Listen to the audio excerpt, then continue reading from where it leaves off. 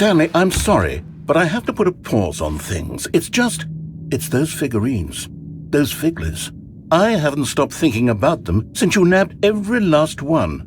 Wasn't it just the most intrinsically fulfilling moment of your entire life? Didn't it fill you to the brim with inner richness? Yes, I know we're supposed to be telling a story, but won't you please indulge me with one more trip back to the memory zone? I would love nothing more than to revisit the figurines. Just one more time.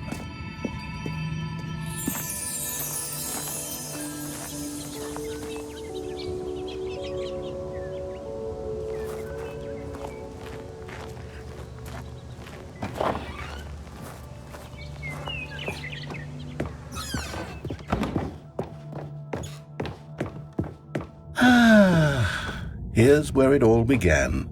The first collectible. Back then, we had no idea of how many of them we'd find. Sure, it said 6 right there on the screen, but how could we know for certain? We were so innocent. We'll never be like that again, Stanley.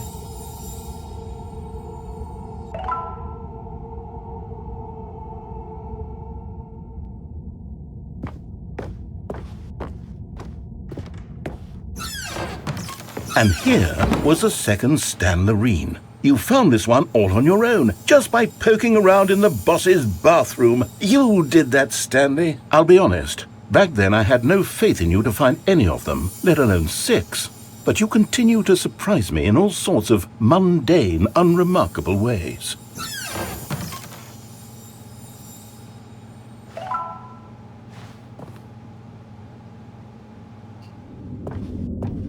Okay, let's do a little quiz. Which of these rooms was the room you found your third mini Stan? Can you remember?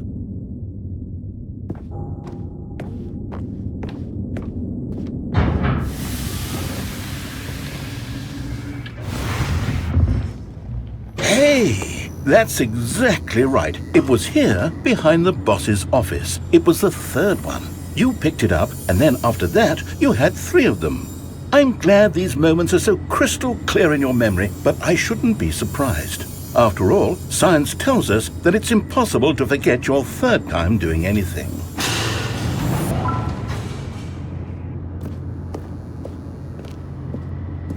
Let's see, what came next? Oh yes, we found a Figley in this pink room. Oh well, I can't actually say I remember being in this room, but it's here in the memory zone, so it must have happened.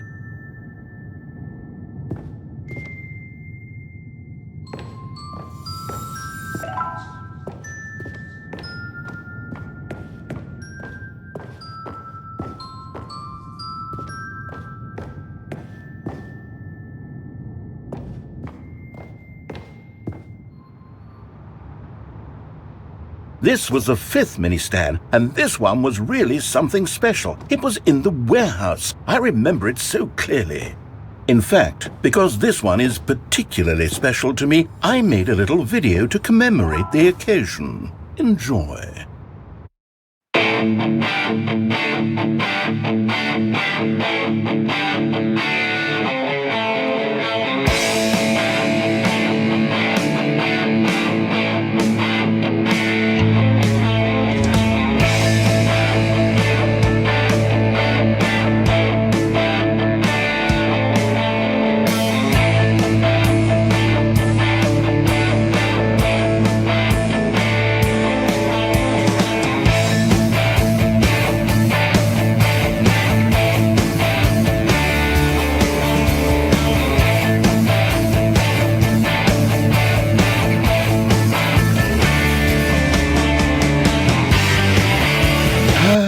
Takes you back, doesn't it? I spent a lot of time making that video, but it was 8 minutes I wouldn't have spent on anything else.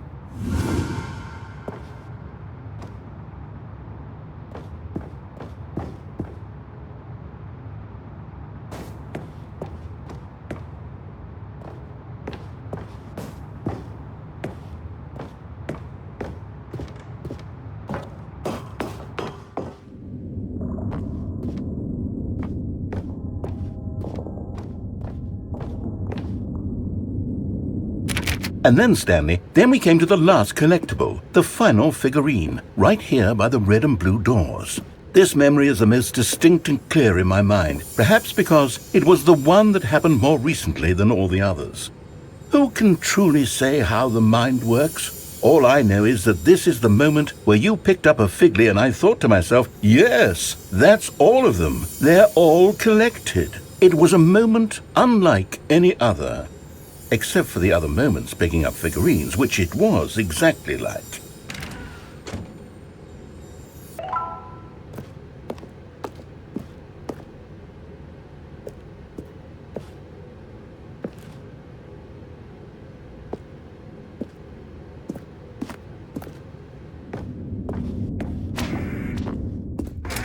And then there was no more, because we've caught up to the present moment. Nothing left to do but move onward into the future. Goodbye, memory zone.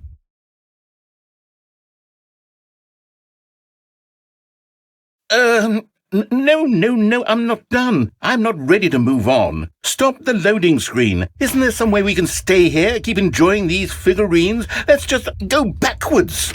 We'll do the memory zone again from the opposite direction. See how that feels. Okay, yes, the room with the red and blue doors. I remember this. I must say, of all the figurines we looked at in our initial tour of the memory zone, this one is the most distinct and clear in my mind. Let's keep going. I want more.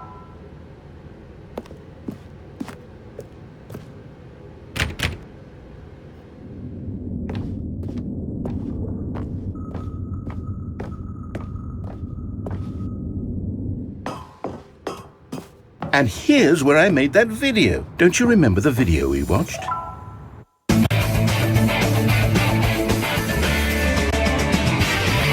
Yes, I love that video.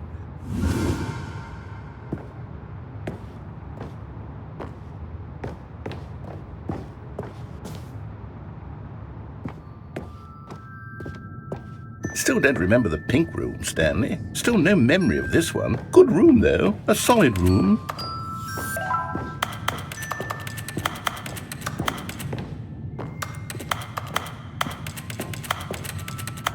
These really were a treat to hunt down. You know, if there had been any kind of reward for finding all of these, it really would have neutered the intrinsic joy of collecting them. I'm very glad we resisted the temptation. Next one.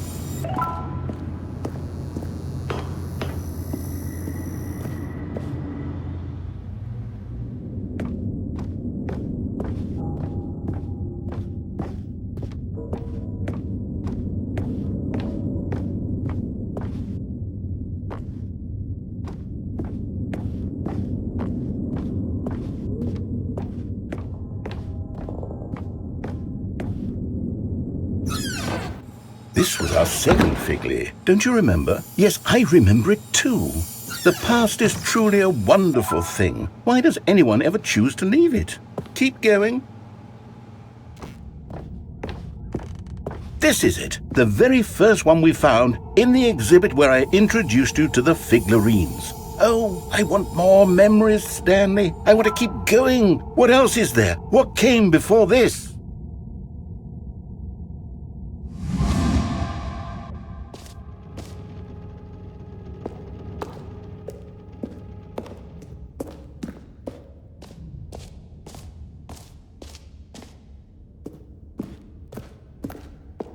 Look, it's the terrible new content that we were originally sold on.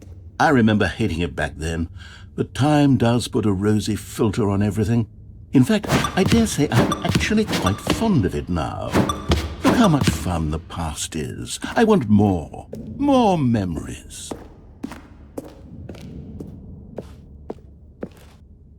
Oh, yes, the two doors. Who could have forgotten that? A classic memory, this one.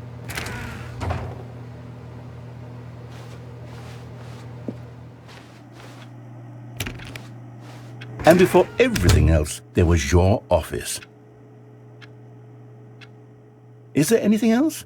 Was there something that came before your office? There's something I feel I can remember. I can remember. Yes, I'm remembering something now. I remember before this whole story got started. Back then I was different. I used to make big decisions. I was passionate. I was skeptical. I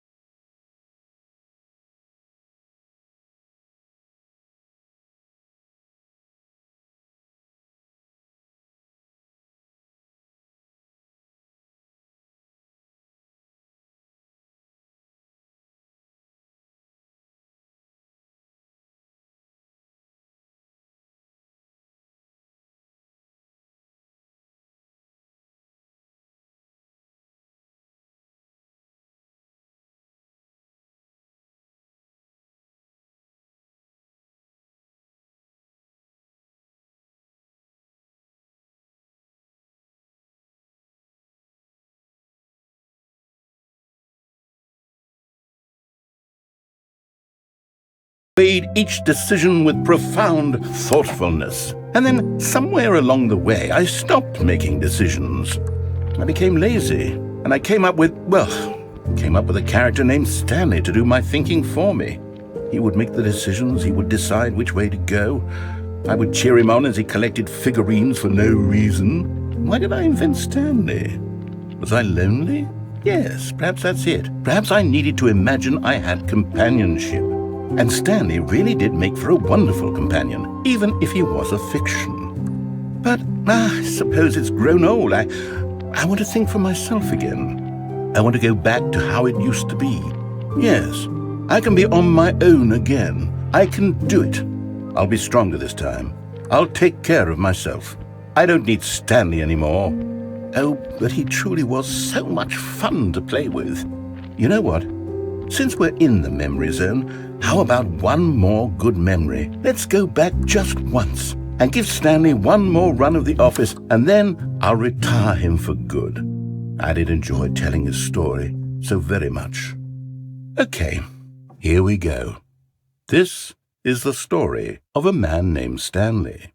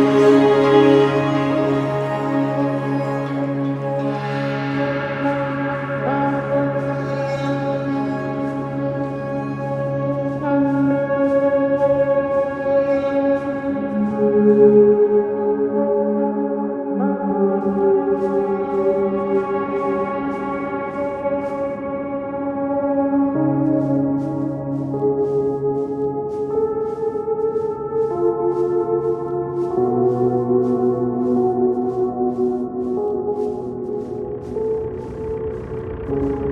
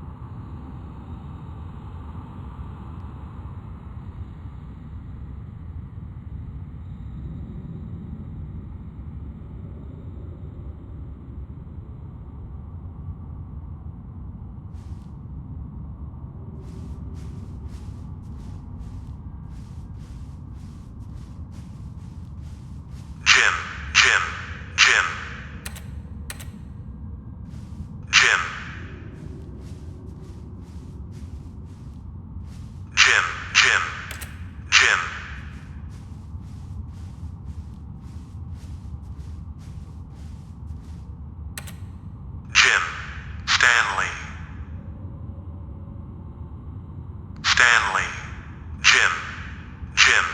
Stanley.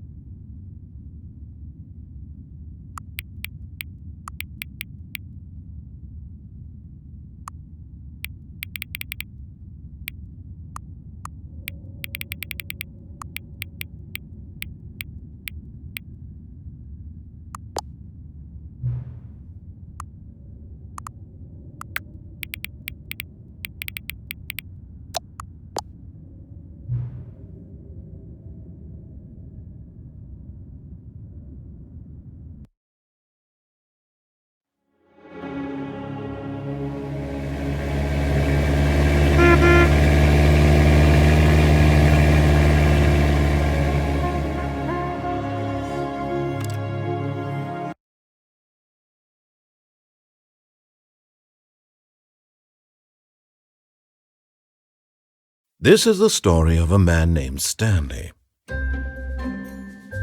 Stanley worked for a company in a big building where he was employee number 427. Employee number 427's job was simple. He sat at his desk in room 427 and he pushed buttons on a keyboard. Orders came to him through a monitor on his desk, telling him what buttons to push, how long to push them, and in what order. This is what employee 427 did every day of every month of every year. And although others might have considered it soul-rending, Stanley relished every moment that the orders came in. as though he had been made exactly for this job. And Stanley was happy.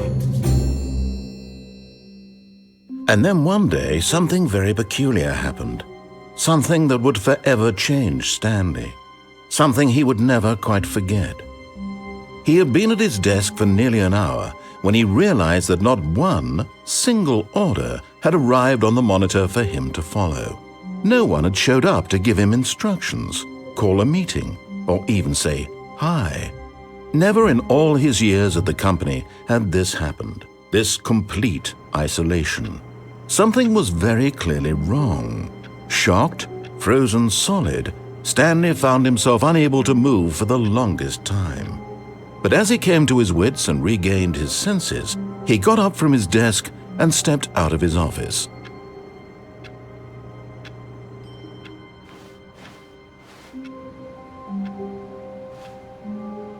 All of his co-workers were gone.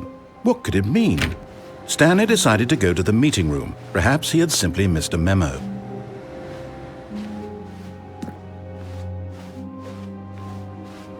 It takes a lot of humility to carry a bucket so magnificent. Stanley checked his ego and then proceeded onward.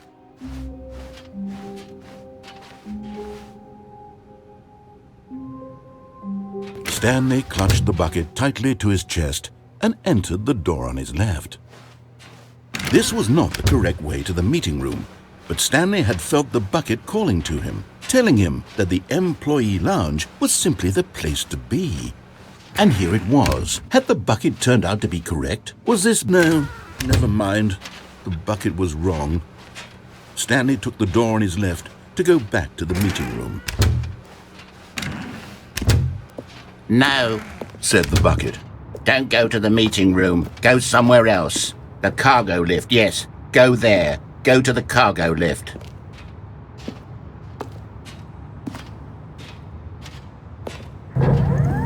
Oh, well, look who's got cold feet. Well, from here, it looks like the only way forward is down, since the lift won't be coming back, but that's okay. You've got a bucket. Did you know that buckets are routinely used as cushioning devices? It's true. You can fall on a bucket from literally any height and survive.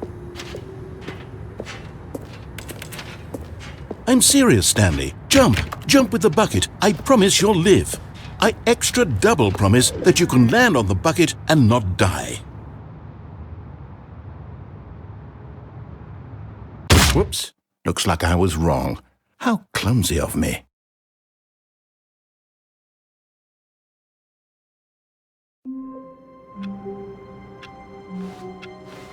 All of his co-workers were gone. What could it mean? Stanley decided to go to the meeting room. Perhaps he had simply missed a memo.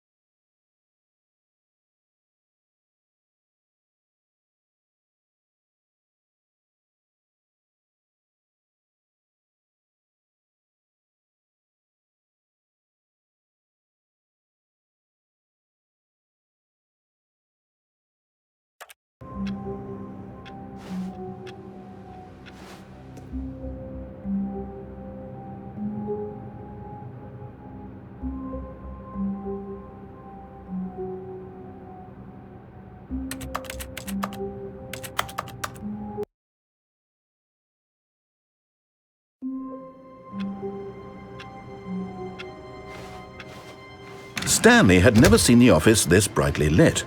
Was it a sign of something? He hoped it was. He hoped very much that it was. Stanley cradled the bucket in a gentle embrace, protective yet delicate, assertive yet compassionate.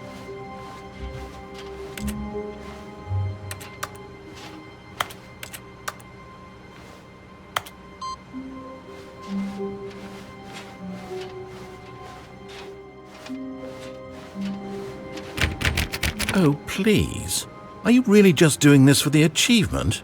Click a door 5 times. Is that all that you think an achievement is worth? No. I can't just give these merits away for such little effort. A measly 5 clicks. Now suppose you were to click the door 20 times. I would say that's the kind of effort that warrants recognition.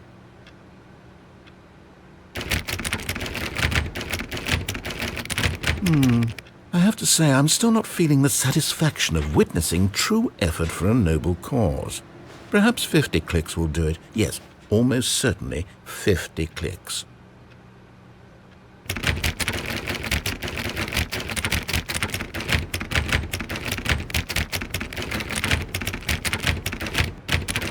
No, I'm still not feeling it. You see, now that you've gotten the bucket involved, my standards have gone up. Merely clicking a single door is no longer enough.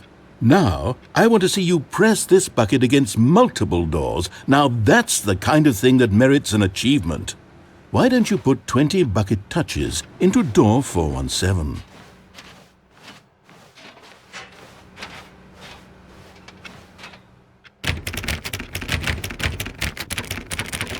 Okay, great. Now, go touch the bucket on door 437 a few times.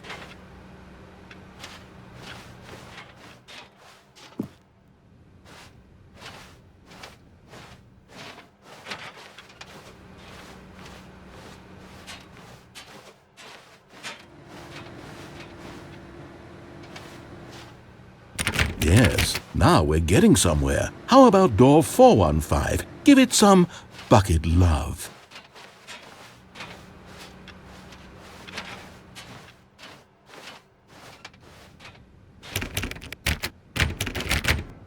Now back to door number 437.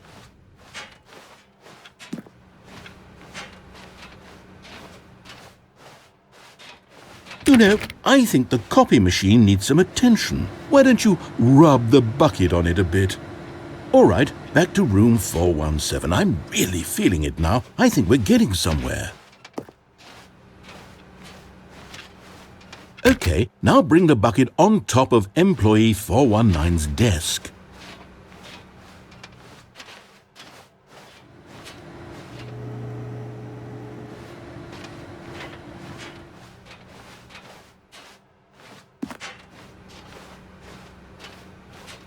Yes, this is great. Now the bucket knows exactly what it's like to be employee 419. Now, let's introduce it to door 416.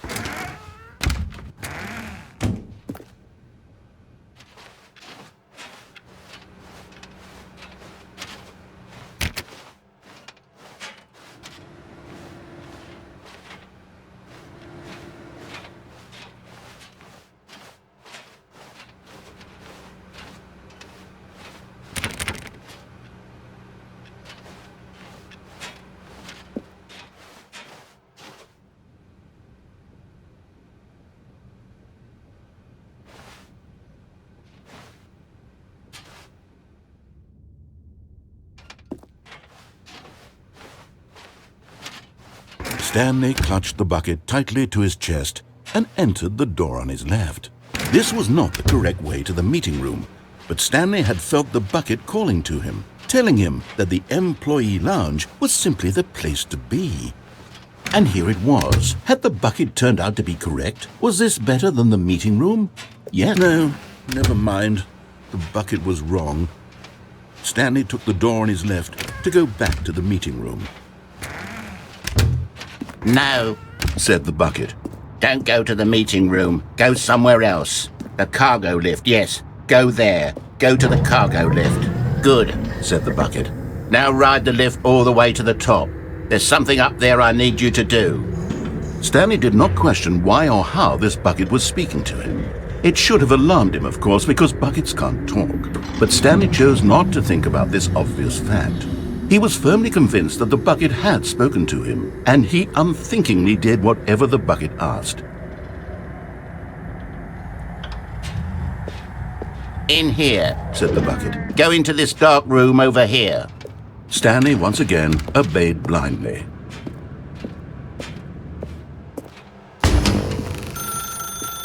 Now pick up the phone. Said the bucket. Pick up the phone and it will take us back home, where we can go about life together. Whoa, hold on. Why did you unplug the phone?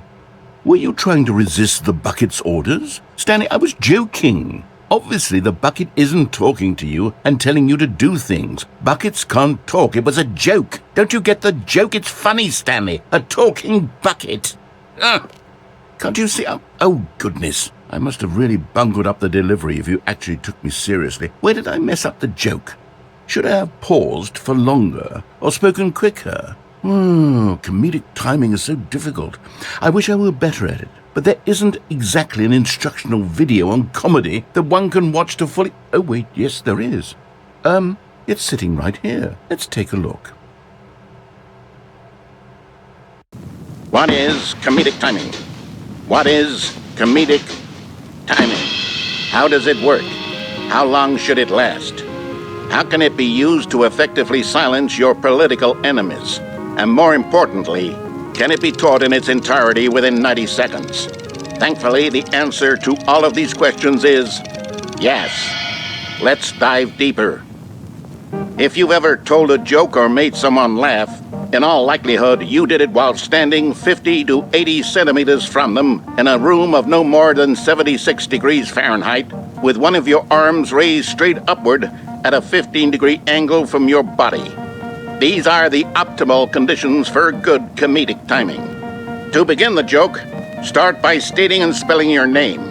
Next, provide a brief synopsis of the joke, including the specific times at which the recipient of the joke will laugh, and then spell out your name a second time. With these steps complete, it's time to begin the humor. Speak the entire joke in no more than 18 seconds and no less than 13 and a half, pausing only for bathroom breaks when necessary. When the joke has concluded, it is customary to inform your listener that the joke is over by declaring in your loudest possible voice, "I'm Dunny with the funny." Let's practice screaming, "I'm Dunny with the funny" now.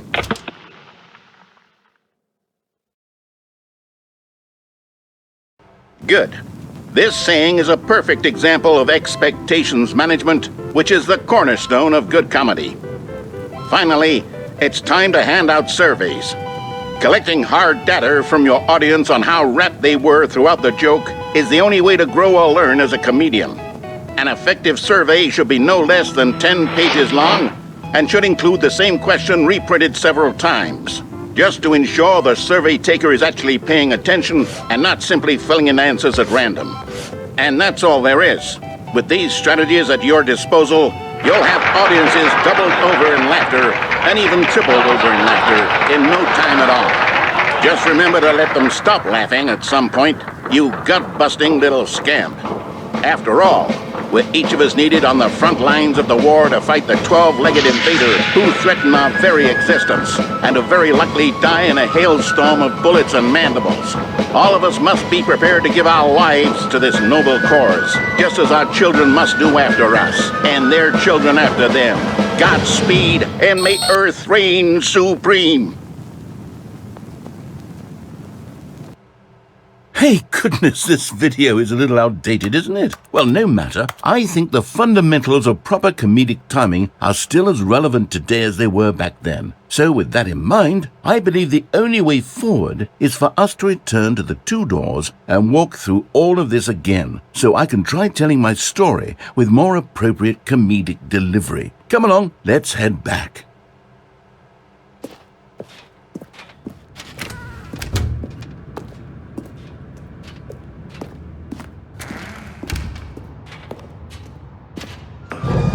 I can feel it.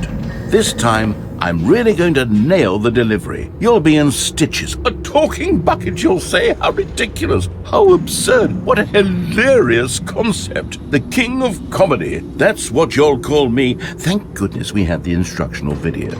Otherwise, who knows where we'd be right now. Well, I wouldn't be the king of comedy, that's for sure. The bucket spoke to Stanley. The bucket spoke. The bucket spoke. Oh, I'll figure it out on the fly. No need to overthink things.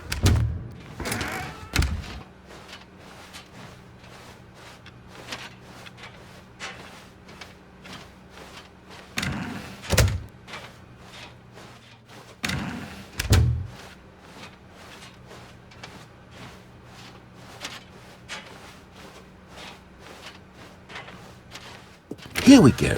You ready? When Stanley and the bucket came to a set of two open doors, they entered the door on the left. No. You were supposed to go through the door on the right, leading back to the phone. Did you not even look at the instructional video? I think this was all covered very clearly. There's no way I can make the comedic timing work now. It's done. The joke is completely done and over. It's all your fault, Stanley.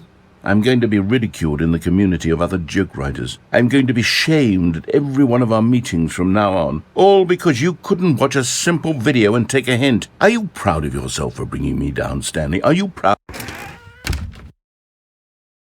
Here we go. You ready? When Stanley and the bucket came to a set of two open doors, they entered the door on the left.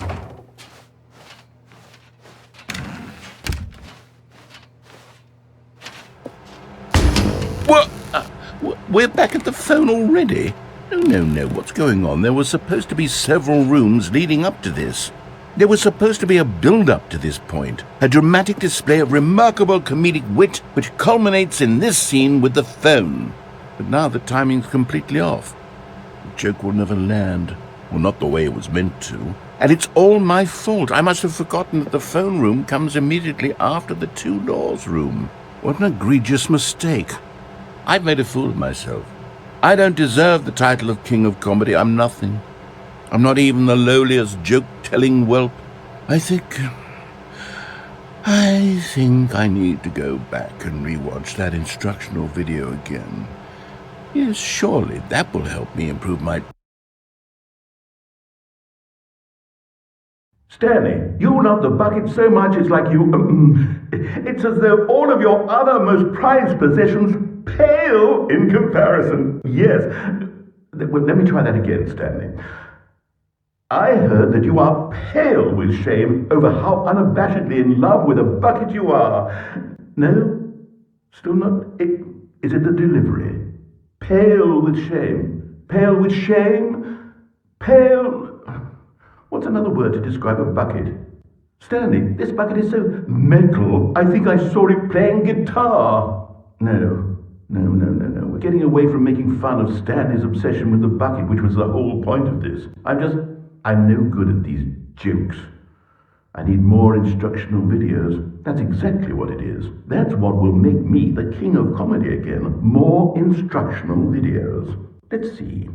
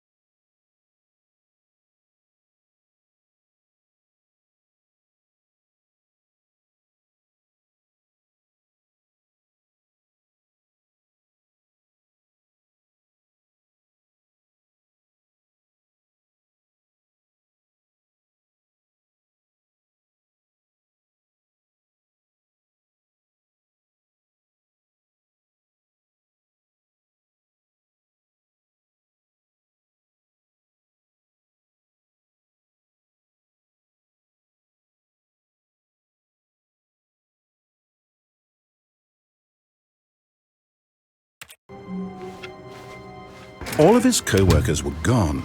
What could it mean? Stanley decided to go to the meeting room. Perhaps he had simply missed a memo.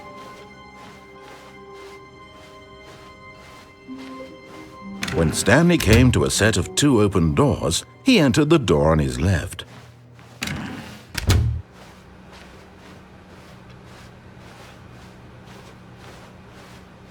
Yet there was not a single person here either. Feeling a wave of disbelief, Stanley decided to go up to his boss's office, hoping he might find an answer there. Coming to a staircase, Stanley walked upstairs to his boss's office.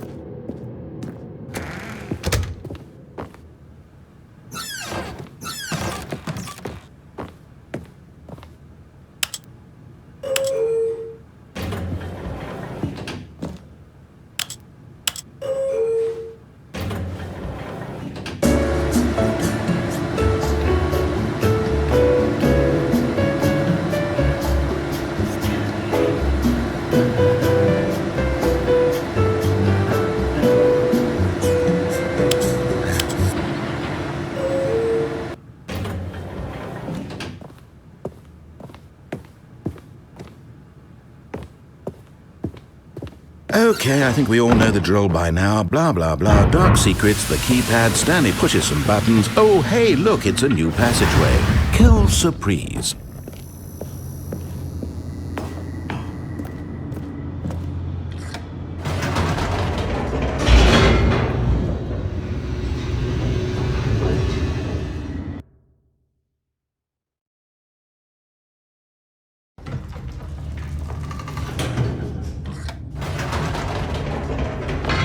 Whoops. Nope. Never mind. Stanley actually got back into the elevator and went back up. Silly me. Why did Stanley do that when he knew that it would just lead back to his boss's office? Well, that's a great question. I just can't wait to find out.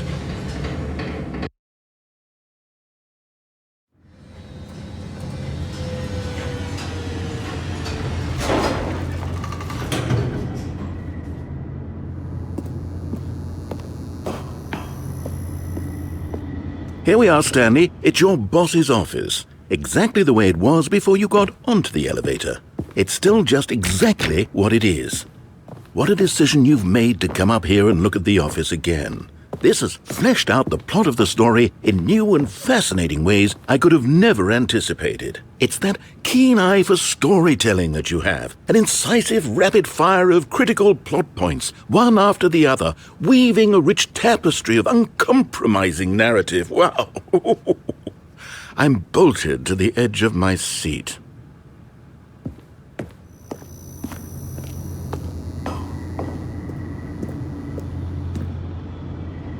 Incredible. Now he's getting back into the elevator and going down again. Ladies and gentlemen, how does he keep coming up with all of this?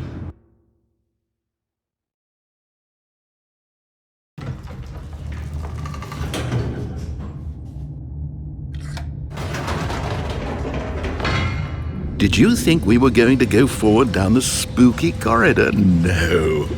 It's time once again to go back up in the elevator. I can't even begin to grapple with what might be up there. Is it the boss's office again? Or what if it's the boss's office this time? The suspense is killing me.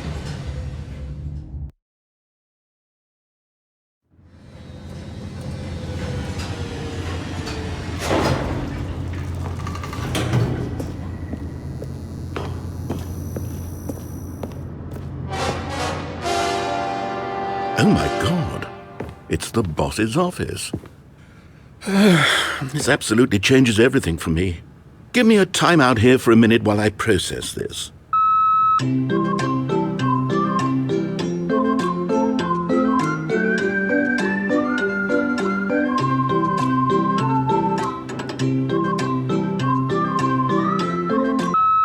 Okay, I'm ready. I'm prepared to embrace this stunning revelation and to move forward with... No! No, wait! No! I need more time to process.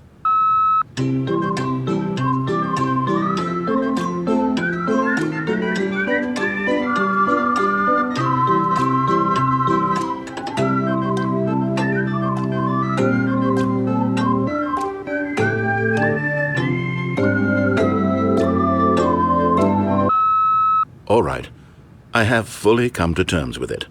I have made space in my worldview for this astonishing new reality. As before, I turn to your expert eye for gripping narrative, Master Stanley.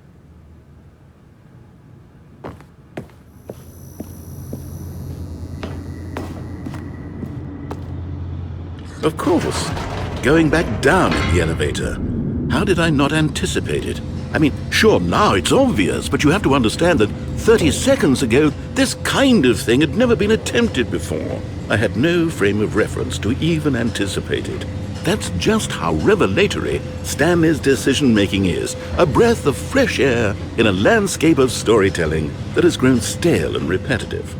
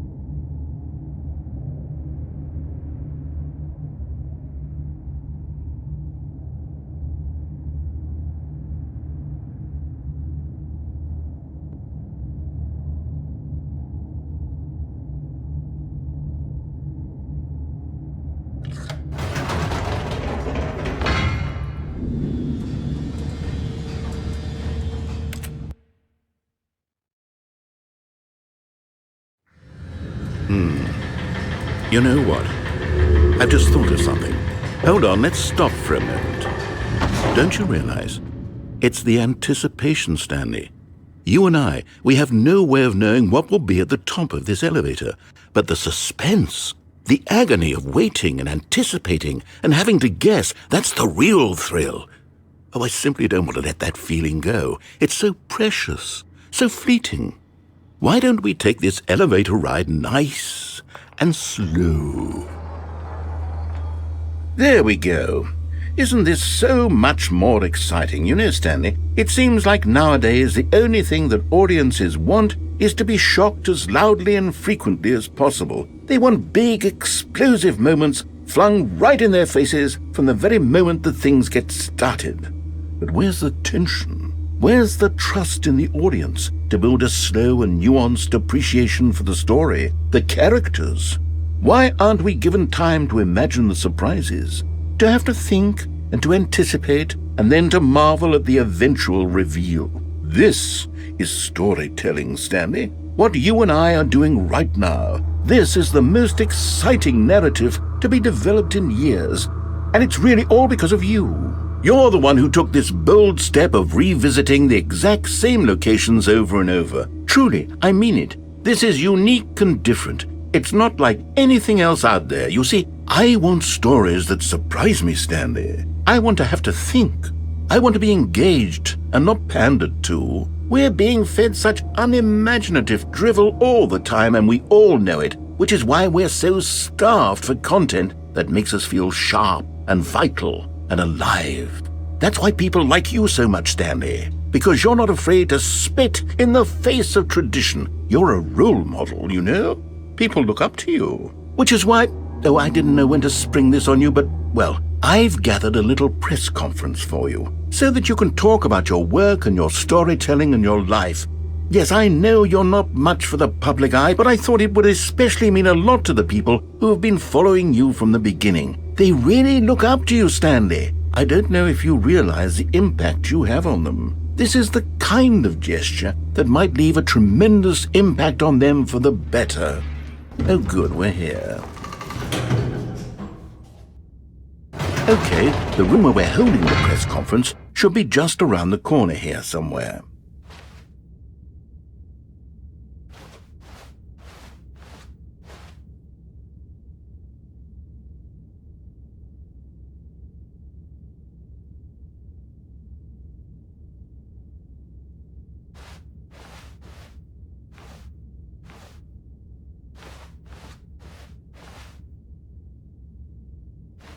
Ah, yes, here it is, just through this door. All right, are you ready? I've told them you're going to speak a little bit about the nature of surprise in storytelling and what it means to craft a truly unpredictable narrative. Oh, don't worry, you'll do great. Just be yourself and speak from the heart. I'm really proud of you, Stanley. Okay, it looks like they're ready for you. Go get 'em.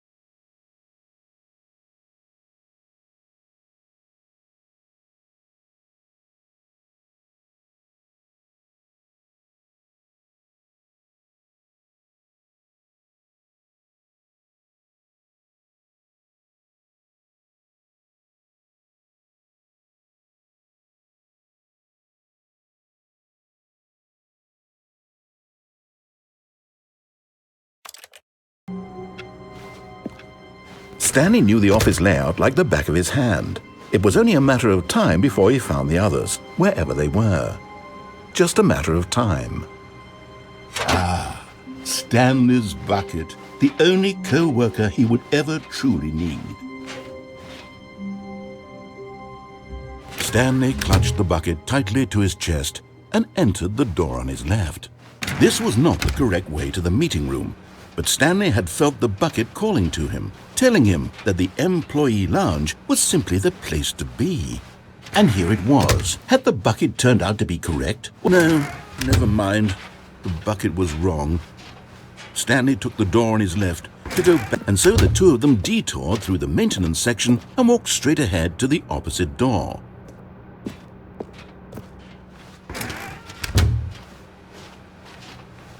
Still no one was here. Stanley needed the bucket's warmth and comfort now more than ever. Perhaps his boss's office was where he'd find answers.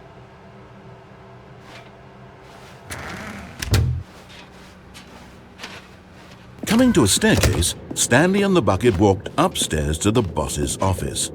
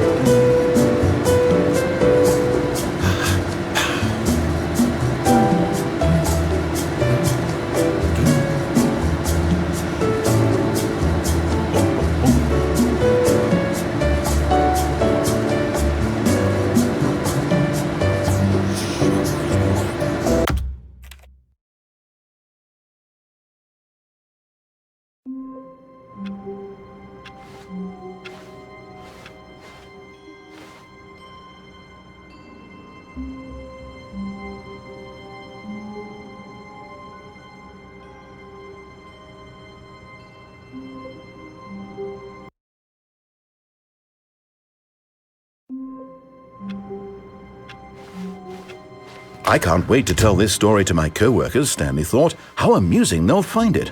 Oh, won't we all just laugh and laugh at the time I thought everyone had gone missing.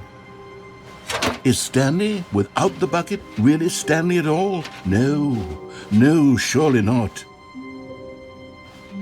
Stanley clutched the bucket tightly to his chest and entered the door on his left. This was not the correct way to the meeting room, but Stanley had felt the bucket calling to him, telling him that the employee lounge was simply the place to be. And here it was. Had the bucket turned out to be correct? Was this better than the meeting room? Yes, Stanley thought to himself. Yes, perhaps it truly was. How insightful the bucket turned out to be.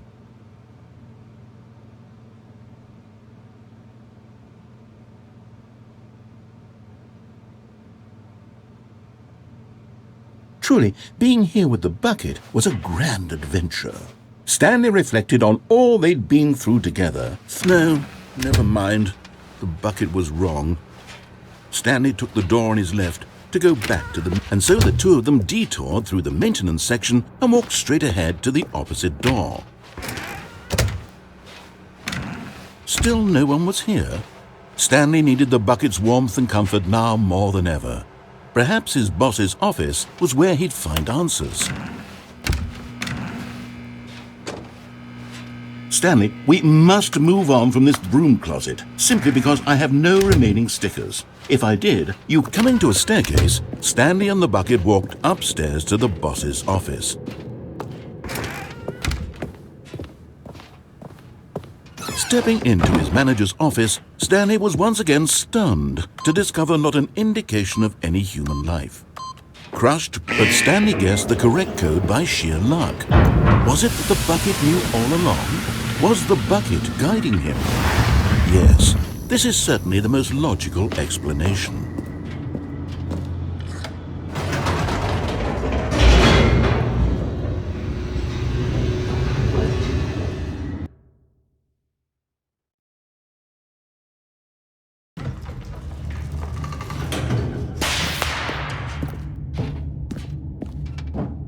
Stanley and the bucket walked straight ahead through the large door that read, Mind Control Facility. Although this passageway had the word escape written on it, the truth was that at the end of this hall, Stanley and the bucket would both meet a violent death.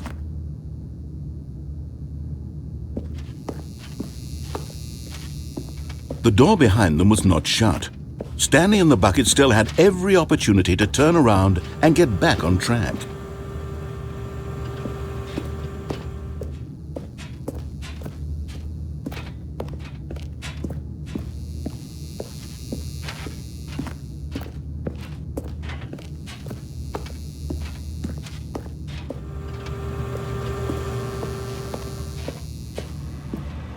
But of course, Stanley and the bucket thought better of it and realized they simply had too much to live for. Nope, it's death for Stanley and the bucket.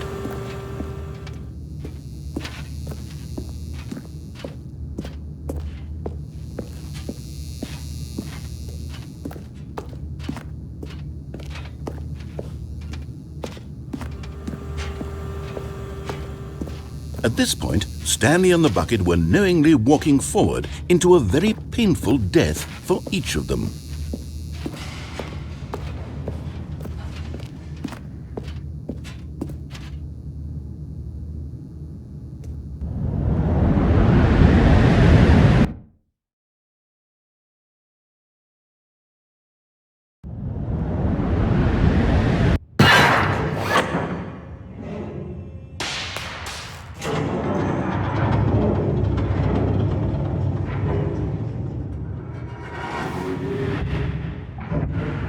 As the machine whirred into motion and Stanley and the bucket inched closer to their demise, Stanley reflected on how meaningless the bucket's warmth and comfort had turned out to be.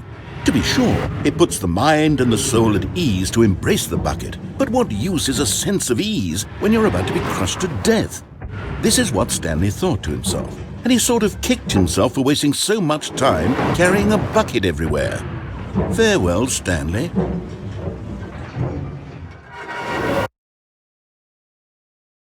"Farewell, Stanley," cried the narrator, as Stanley and the bucket were led helplessly into the enormous metal jaws. In a single visceral instant, the bucket's life came to an end as it was crushed violently to death.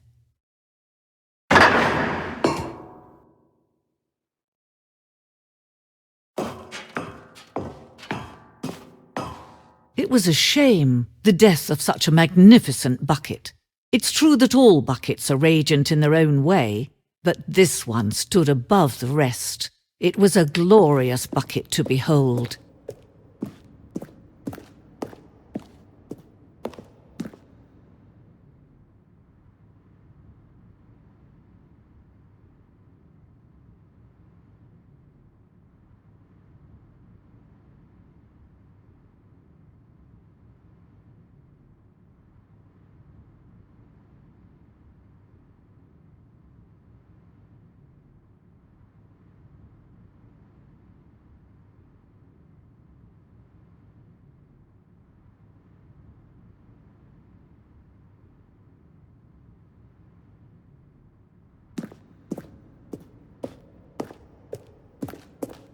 Can you see how arrogant it was for Stanley to take a bucket like this and to claim it for his own? Can you see the hubris that blinded him?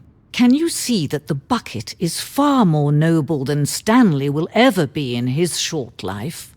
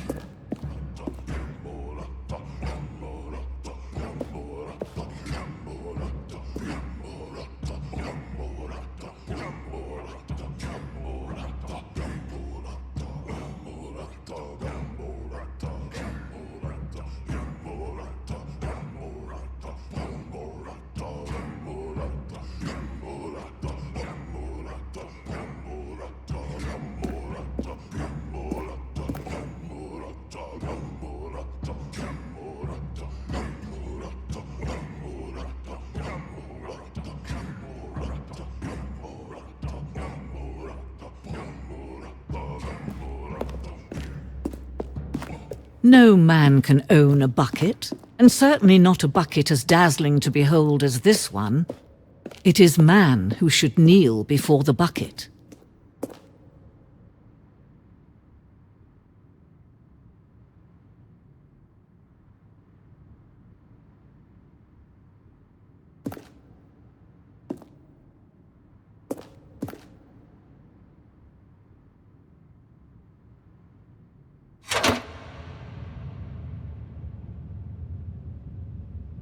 But there is something we can do. Something we can do together, you and I, that will right this terrible wrong. Let Stanley die. Let him be crushed by the machine. Don't reset the game. Don't give him another opportunity to run off with another beautiful bucket. We can save the world's buckets from their treatment as tools and implements if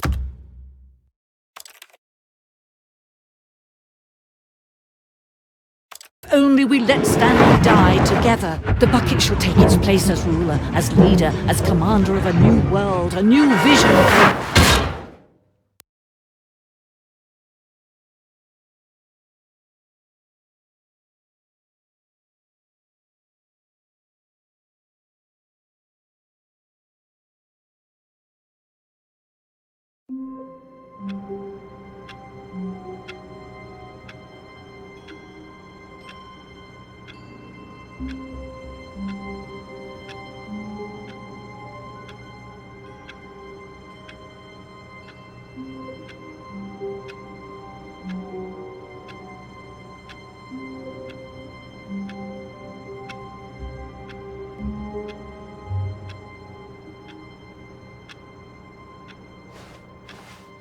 All of his co-workers were gone.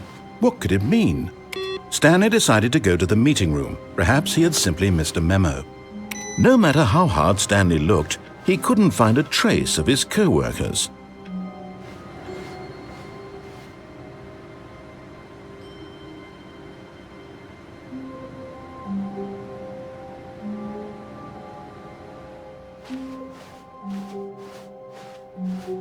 As Stanley lifted his bucket, he felt a connection to all buckets everywhere. This adventure, he decided, was for all of them. Stanley clutched the bucket tightly to his chest and entered the door on his left.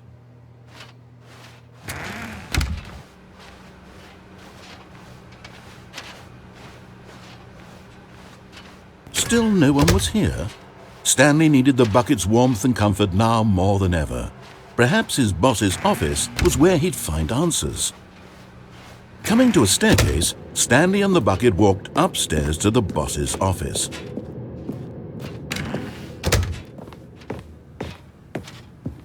Stepping into his manager's office, Stanley was once again stunned to discover not an indication of any human life. Crushed by the weight of this revelation, Stanley may have broken, but Stanley guessed the correct code by sheer luck. Was it that the bucket knew all along? Was the bucket guiding him? Yes, this is certainly the most logical explanation.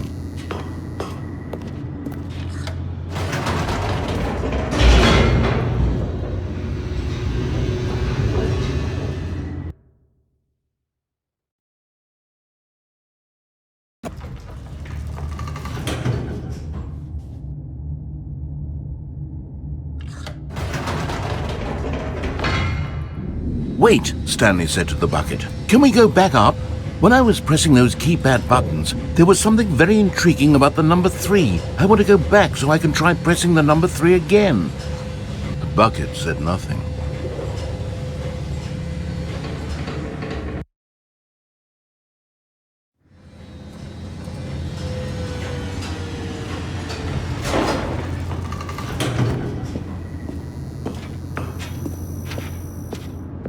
Here we are, said Stanley. Now I'm going to try out that number 3 button.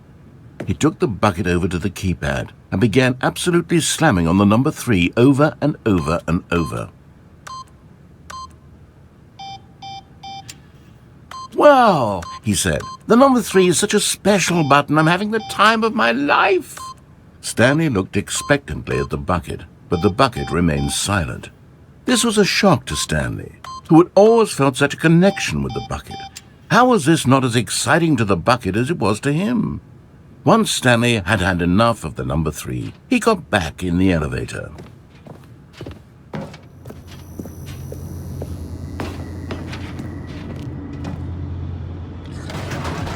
Perhaps the bucket had missed something. Perhaps it had not seen how much joy Stanley got from slamming the number 3 repeatedly.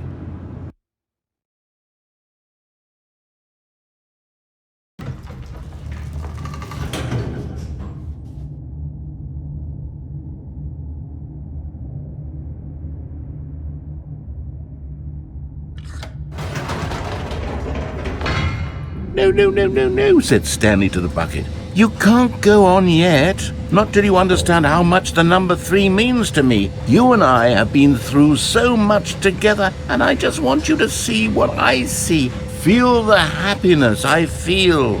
He smiled at the bucket, and the bucket said nothing.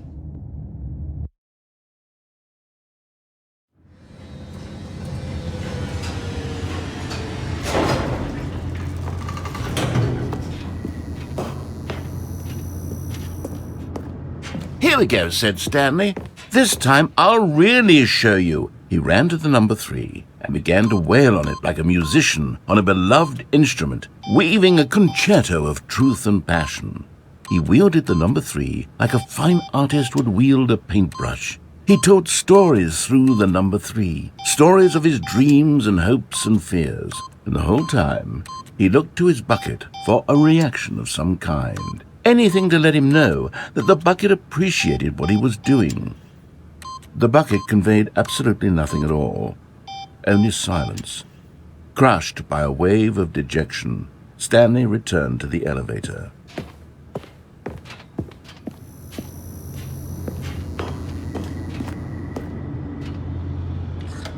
Stanley and the bucket were so close. They'd always been there for one another. Why suddenly could the bucket not connect with this passion of Stanley's? The question caused Stanley to ruminate the whole way down the elevator. He knew that there must be a way to get through to the bucket, to communicate fully with his dear friend. Surely there was a solution, mustn't there be?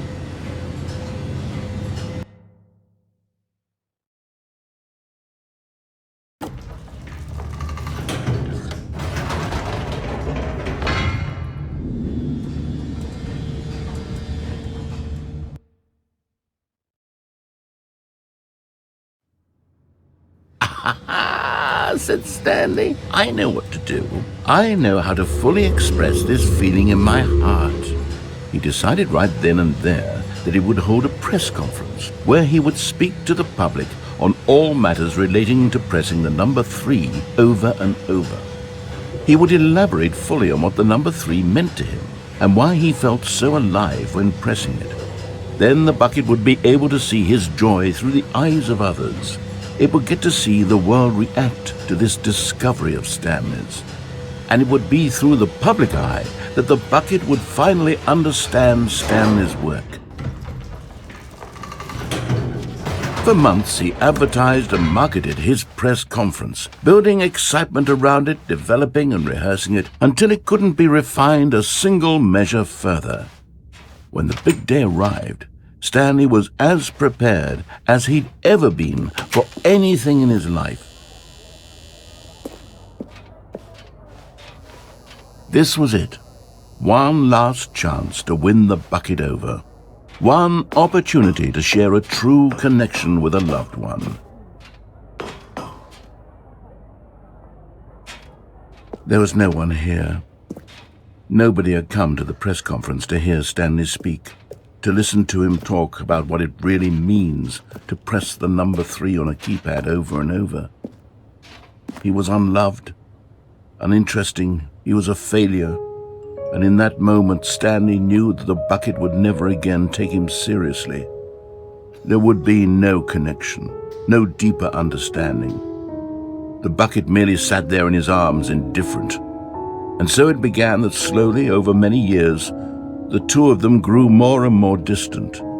They spoke less and less, neither wishing to state the obvious, that any sense of real respect between them had eroded since that day at the press conference.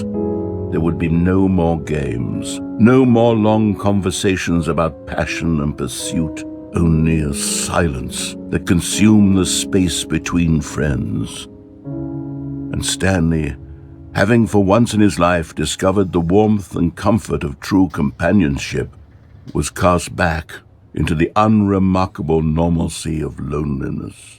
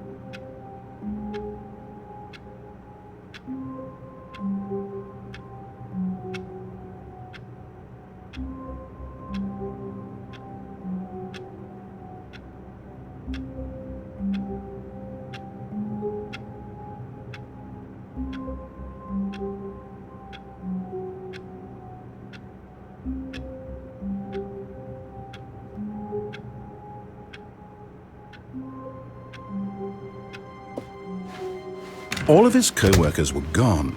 What could it mean? Stanley decided to go to the meeting room. Perhaps he had simply missed a memo.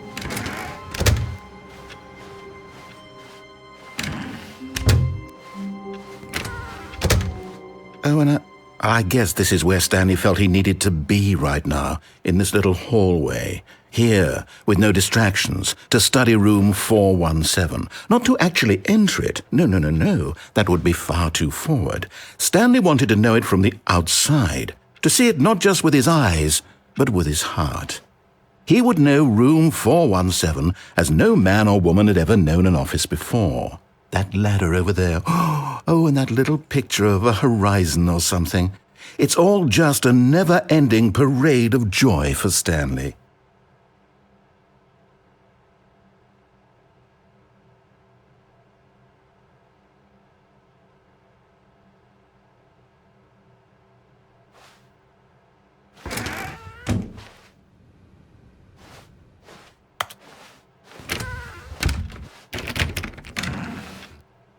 Ah, no, apparently not.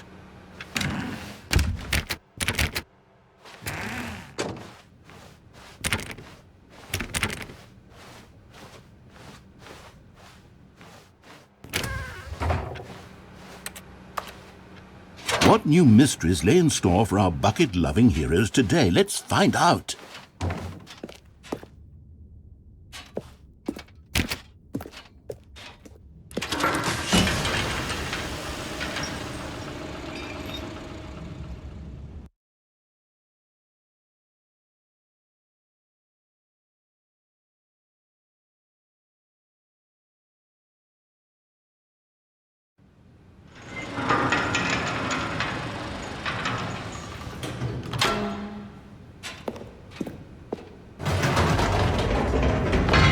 You see, Stanley, I've been reflecting on the Stanley Parable and about how roundly disappointing this ultra-deluxe version has turned out to be.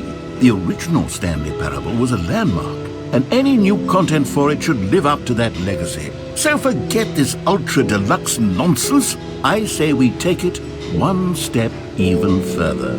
Which is why I'm very proud to announce for the first time ever, the Stanley Parable 2.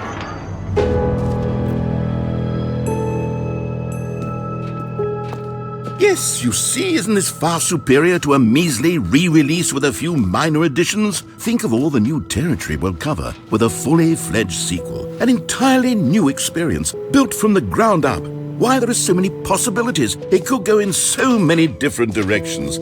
This is what fans have truly been asking for.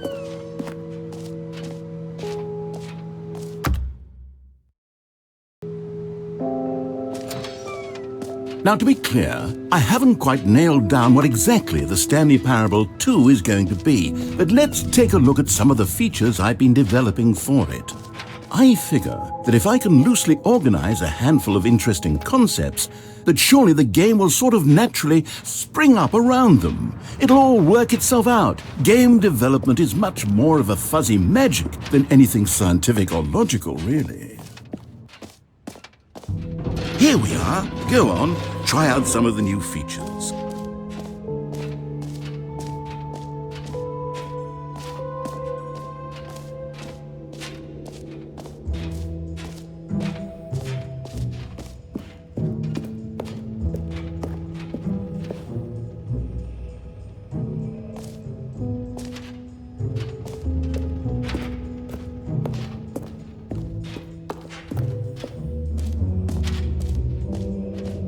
Calling it the Stanley Parable 2 is just so much catchier than Ultra Deluxe, don't you think? Ultra Deluxe? What does it even mean? But the Stanley Parable 2, now that's an artistic statement right there. It's future-oriented. It screams progress and innovation and long-term franchising potential. You know what, Stanley? I actually think the jump circle was a pretty good idea. I'd like to hang on to that for the sequel.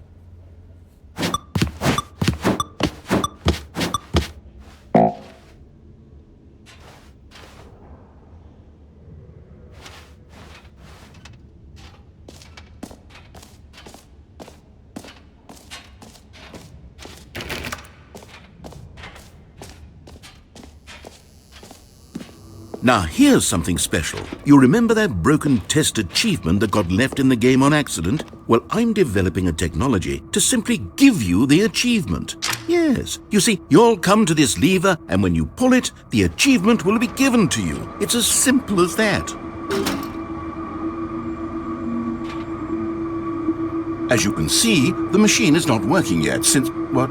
Wait, what in the holy hell is going on? You got the achievement? Why did the machine work? Stanley, I didn't fix it. I didn't do anything to it. I swear, it was broken just a second ago. Who fixed it? Is someone here? Are we being watched? Oh, God. Composure, composure. Yes, as you can see, the machine is working as normal, as I intended. It truly speaks to the awe-inspiring magic of the Stanley Parable 2. Breathe. Just breathe.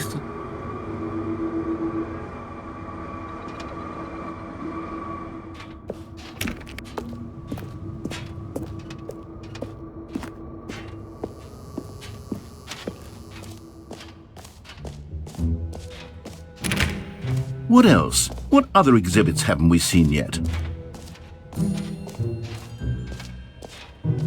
Okay, I'll be honest, I haven't yet decided on this one.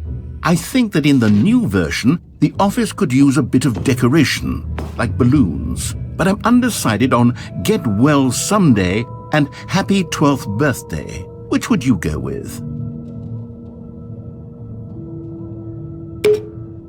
You know, sometimes when you solicit another person's opinion, it makes you realize that you knew which one you actually really wanted all along.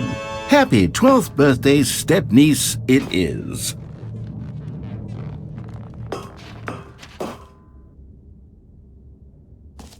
Or actually, maybe I should have gone with... No, I've made my decision, we're moving on.